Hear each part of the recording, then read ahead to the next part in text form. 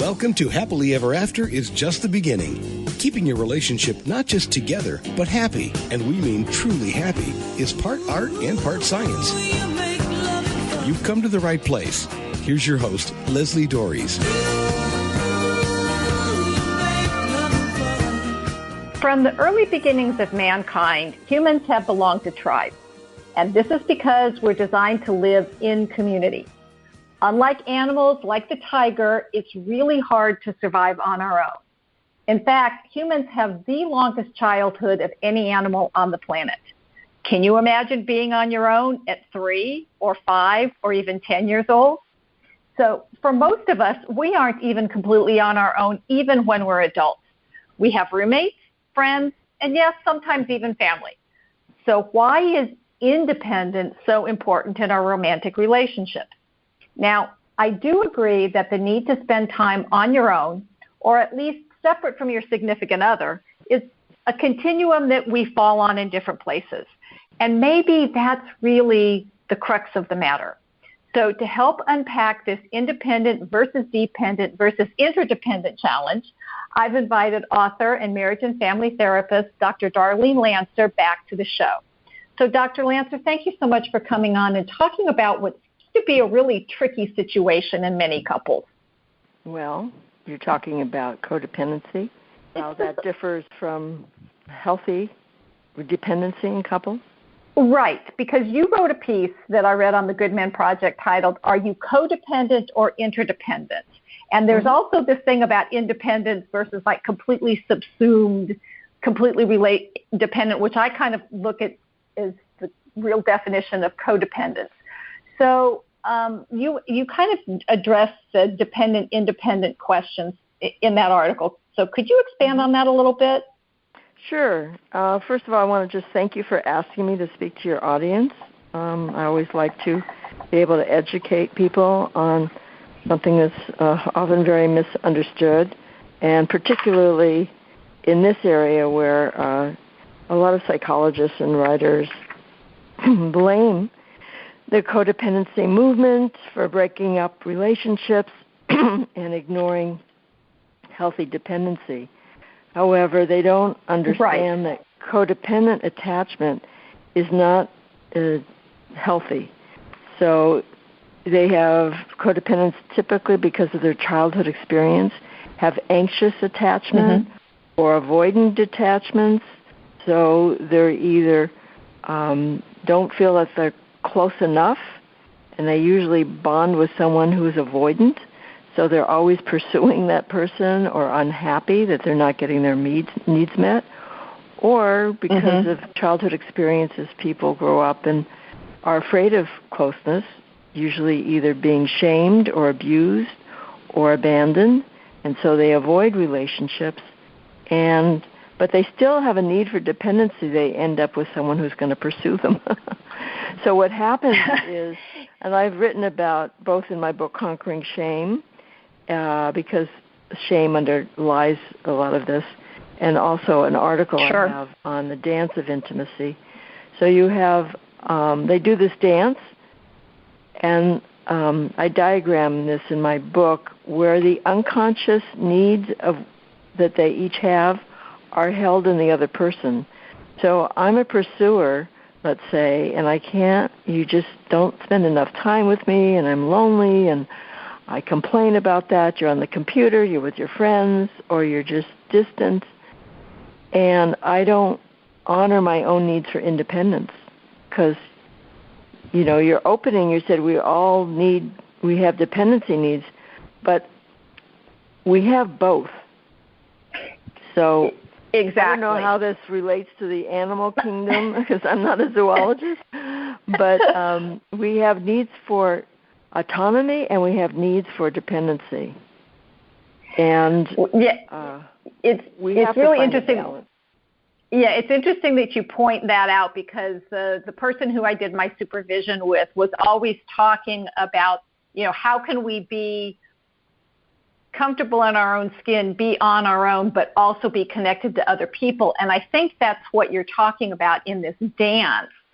And but I do think that because I like to talk about that in relationships, it's not complete independence, because I'm not sure that's possible, but we don't want to be subsumed by what I call the marriage blob, this, completely dependent on the other person. That it's more a matter of interdependence.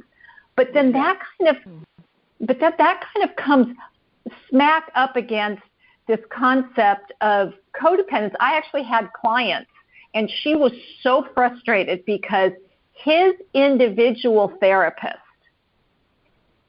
told him that she, who he had never met, was codependent, and she's just like, no, I'm just married. And the way I was viewing her, the way she was in the relationship, it seemed pretty healthy. It wasn't like she was, she didn't strike me as being codependent. So again, that's a whole other series about whether his therapist should have diagnosed her. But so what is the debate over interdependence and codependence? You started to talk about that, and I'd like to know more, because I think that it's very confusing. Right. And I also want to just finish the paradigm I was setting up, and that the distancer, or the avoidant person, he is not conscious of his need for connection until maybe there's a breakup, or she starts becoming more autonomous.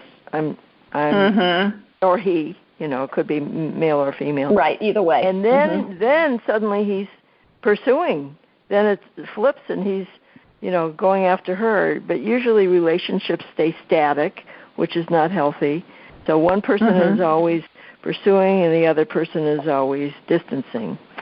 And so the debate is basically people are thinking there's no such thing as codependency, or it's making people too, quote, independent, unquote, is breaking up marriages. But I think that they don't really understand, and they say how, marriage and this dependency can be supportive and can help you to grow and all those things, build your self-esteem, and that's true in a healthy relationship. But not in a relationship where you're always suffering and unhappy and don't get your needs met, or are being abused, or being emotionally abandoned. It just recreates and puts salt on wounds from early childhood. You're just reenacting the childhood drama from your family in an unhealthy way. So you can't really know from the outside of a couple, because they might look like they're very independent, but they might be emotionally very dependent. They might be successful, financially independent, have their own careers, but emotionally they're dependent. Even narcissists. I wrote a blog, narcissists are codependent too.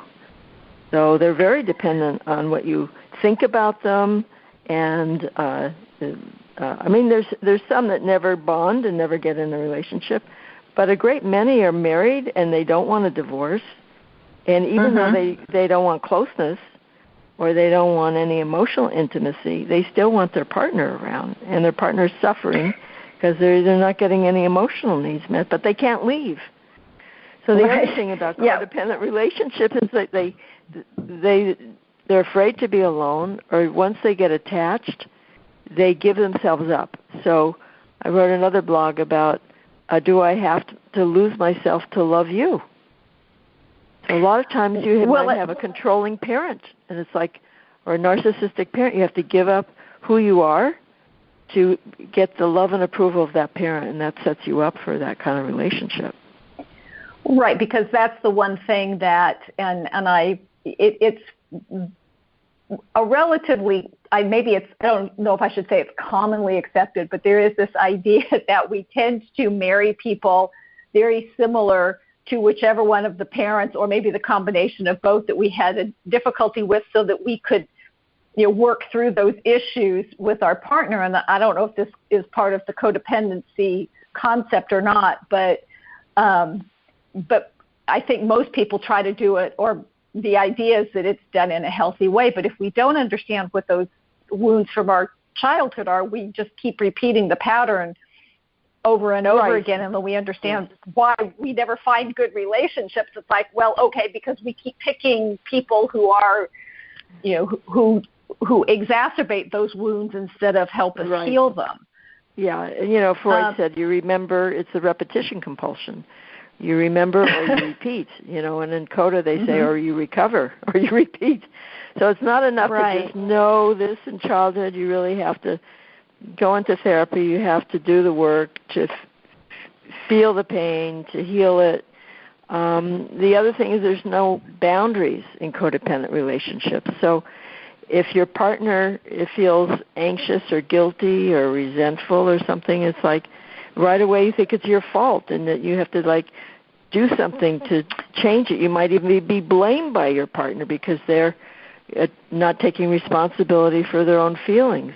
So there's this overreaction instead of in a recovered person who's autonomous, they look inside for their resourcing, for their feelings, for their needs, and they're not so other-focused. They're not always reacting to somebody else or thinking someone else is going to make them happy or someone else is the cause of their unhappiness or their pain. They look themselves. I always get very antsy when one of my clients says that it's their job to make their partner happy. It's like, oh, please don't. It's like, you can't. I mean, that's right. But it's this idea that if my partner, I mean, it's the same thing, I see it with parents and children that, oh my goodness, I don't want my child to be unhappy in any way. It's like, okay, well, first off, get them out of the bubble wrap because at some point in time they're going to be unhappy and you're setting them up with the inability to deal with their unhappiness or their discomfort or whatever it is. And the same thing is with our partners. It's like, yes, if I'm doing something that is annoying, irksome, bothersome to my partner, yes, I think it's helpful for me to take a step back and go, okay, what's that about? And more to the point, stop it. But if my partner's upset about something and, that I may not have anything to do with, I can't fix it. I mean, happiness is an inside job, right? Yeah, and the person who said that it's their responsibility to make the other person happy, they're going to be self-sacrificing a lot and not taking care of their own needs. And they probably, maybe unconsciously, think that their partner should make them happy, too. So eventually they're going to be resentful. Right. I mean, but that's kind of what is out there, and it's like, so I keep trying to break these myths of people. It's like, that's not what the job is. So I'm familiar with codependency in terms of, like the addiction or language. So you kind of the enabling. Is codependency and enabling the same thing, or are they different? No, enabling is just a symptom that someone may or may not have who's codependent. So it's like removing the consequences of somebody else's bad behavior or addiction. Okay. So it's just something specific. That's not all codependents do that, and it's like caretaking and self-sacrifice to a higher level or more. Or a lower level. Yeah. So people an unhealthy level. Do that. Yeah. So, for instance, is a person who thinks it's her job to make the other person happy. So, if it's with a child, for instance, an adult child, never allowing them to experience pain. So they, don't look for work, and you support them. They have an addiction, and you keep helping them, give them money, to buy drugs or other things like that. So that would be get out of jail free card. So that would be enabling. When you think that someone else is the one that's going to make you happy, and when your moods are overly dependent on somebody else's moods, then you have to directly or indirectly try to control them. So that's another element of codependency and codependent couples. You're going to have to control what they think. You have to please them so they will keep loving you and giving you positive feedback, because your self-esteem is now dependent on what they think. And you have to keep making them happy because you think it's your job, and you're going to have to deny your feelings, your needs, and you're going to have to control their feelings and thoughts so you'll be happy. So there's less freedom, and then there's intimacy, real intimacy suffers, because that's based on honesty and autonomy. The irony is you can't really have a healthy interdependent relationship unless you're autonomous. You have to have a separate self and know that you can survive and know that your feelings are separate from the other person. So you might spend a lot of time with your partner, but it may not be that you're codependent, because you're equal in the relationship and you each take responsibility for your feelings, your contribution to the relationship. So you can't just go by the physical appearance of a relationship. You could have, let's say, a wife who doesn't work and she's totally financially dependent on her husband, but she may not be codependent because emotionally they're separate. She may feel good about what she does, whether it's volunteering or... Well, or they may have decided that that's just the way they want to live their lives, that it isn't necessarily an unhealthy relationship. Exactly. So, and it may have her own opinions and express her needs and her feelings and not feel responsible for those of her husband, whether or not she works or whether or not she has a job. And yet you could see two people who are both professionals, doctors, lawyers, accountants, and they're very codependent because emotionally they keep reacting to one another, they try to control one another, they're jealous, they're all these negative traits of codependent couples. They may be their communication how you communicate gives away your self-esteem and your autonomy. If you're blaming, shaming, abusing, you made me do this, right. All those kinds of you statements, you're not taking responsibility for yourself, and it shows low self-esteem and dependency. So I always encourage people, you can build your self-esteem even if you don't have it. You can learn to be assertive even if it was never modeled in your family. And all those things help you recover, build your self-esteem, recover from codependency, become more autonomous, all those things you can do for yourself. And I'm going to ask about that in just a minute, but I have to remind people that this is Happily Ever After. It's just the beginning on webtalkradio.net. I'm Leslie Dories, and I'm talking to author and therapist Dr. Darlene Lancer about healthy interdependence in relationships, not codependence. And if you struggle in finding a balance between being alone and being connected or involved with your partner, you're not alone.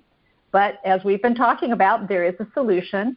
And if you're interested in learning more, I invite you to take a moment and get in touch with me and take advantage of my free, no-obligation, Create Your Happily Ever After transformation session. You can reach me at Leslie, Lesli, at foundationscoachingnc.com. That's FOUNDATIONS, coaching, N as in Nancy, C as in Charlie.com. Or you can give me a call at area code 919-924-0463. And now I want to get back to this difference between the characteristics of a codependent couple and interdependent couples. And we're talking about, Darlene, Dr. Lancer, you were talking about people being able to hold onto themselves, having their own sense of self-worth, not defining themselves by how their partner feels. So can I give you some examples? Please do. So I'm going to describe two couples.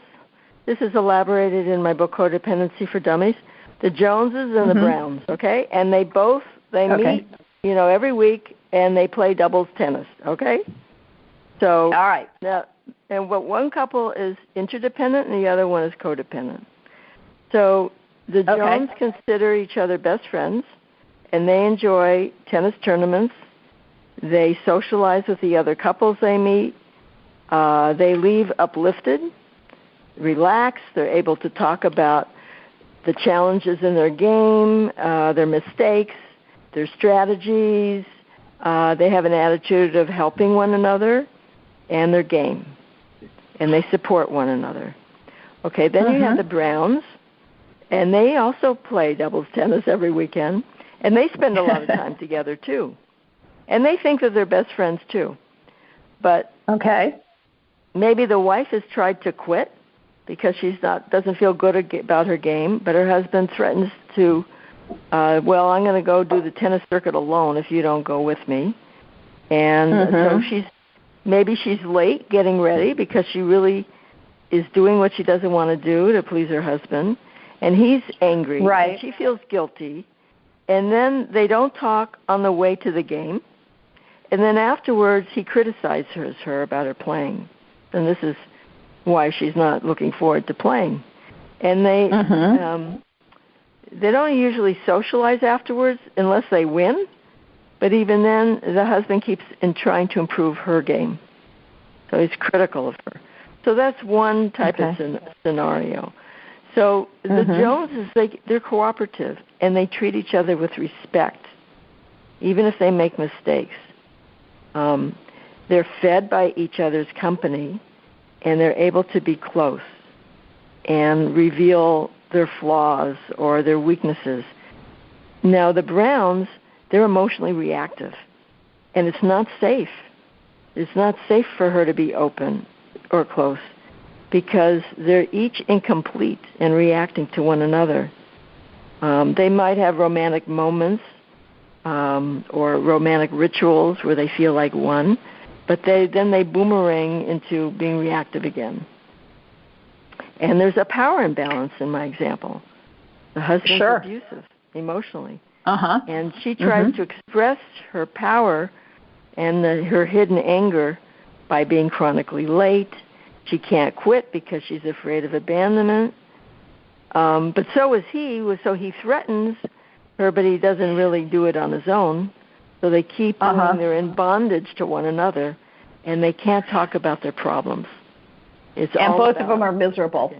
Yeah, and they talk about the game, but they don't talk about the real problems and how it's unsafe. And they're both unhappy.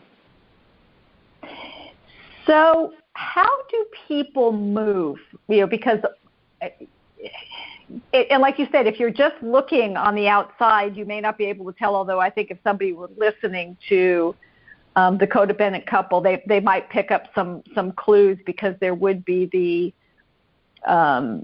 silences, the not personal conversations, the not supporting each other. But how do people move first off, how do they recognize if they're in codependent relationships, and then how do they work to become more interdependent, have a more interdependent relationship? Well, the first thing, a lot of codependence, the biggest obstacle to recovery is denial. I devote a whole chapter in it in Codependence for Dummies, because it's not just denial that they're they're codependent. Often they're in denial that they're being abused. They are maybe in denial of their feelings, and researchers show that many people who can't name and identify and feel their feelings are vulnerable to being abused, because your feelings are your internal guidance system. And if you've been shamed or your feelings weren't honored in childhood and one ignored or belittled or in some way, sometimes negative feelings are not okay, only be happy. Some families are just not discussed at all. So then it's harder for you to know that sometimes people cry and they don't even know why. So you can't really identify what's wrong. Or you're not allowed to be angry because maybe your parent was always angry and punished you for speaking up. So your anger is also guiding you that something's wrong and you need to speak up or protect yourself or set a boundary. So there's so many elements to recovery of codependency. So the first is to, if you're in denial, how do you know you're in denial? Well, I have a blog about that, and I go into it in my book.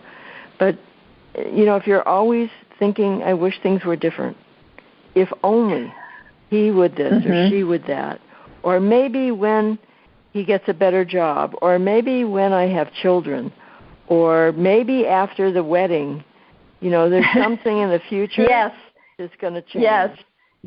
Those are some signs. And minimizing your pain, keeping secrets. You don't tell family or friends about, how he calls you bad names or how your wife doesn't take care of the children. You'd be too ashamed to say that you have to do all the cooking and cleaning and everything like that. If you're the husband doing both jobs or hiding addiction or abuse. So those are some clues that you're in denial. Minimization, rationalization, justification, those are all forms of denial. Different levels. Yes, I've actually know that you're being abused. Sorry. Yeah, I've actually had a client say to me, because I was pointing out some of the things that was happening, and and the response was, "Well, he doesn't hit me," and I'm thinking, "Oh my gosh, yes, you're minimizing," or it's not that bad. And I think that's another clue. It's like if you ever say to yourself, "It's not that bad," that's right. Maybe that's a clue that something's wrong. Yeah. So, trusting yourself is part of recovery, and someone would say that if they have very low expectations of what they deserve. So we usually we communicate to people how to treat us, and that's based on what we feel we deserve and how much self-love, self-worth we have. And shame is the core symptom of codependency. Right. So quickly, because I know that we're coming up close to time. So how do people do this? I mean, obviously getting some outside help, obviously reading your book, Codependency for Dummies. What else can people do? They can go to Codependence Anonymous. If they if they don't find any meetings in their area, there's you can Google Codephone meetings. There's international meetings all the time. You can find an Al-Anon meeting, AL-ANON. The program's very similar, even though it addresses alcoholism. But you may have addiction in your family, even if it's not with your partner. So that's getting help. I also have a blog on signs of relationship problems. So you can go through that checklist. And tuning into your own feelings. It's when you want to change, people write about, there's a book out called Attachment, and they say, well, there's no thing, codependencies, that doesn't exist. There's just like different attachment styles. But it's interesting, the tips they give are basically how to recover from codependency. Right. So you can change, and I have a blog, how to change your attachment style, and there's a quiz on there, to find out what yours is.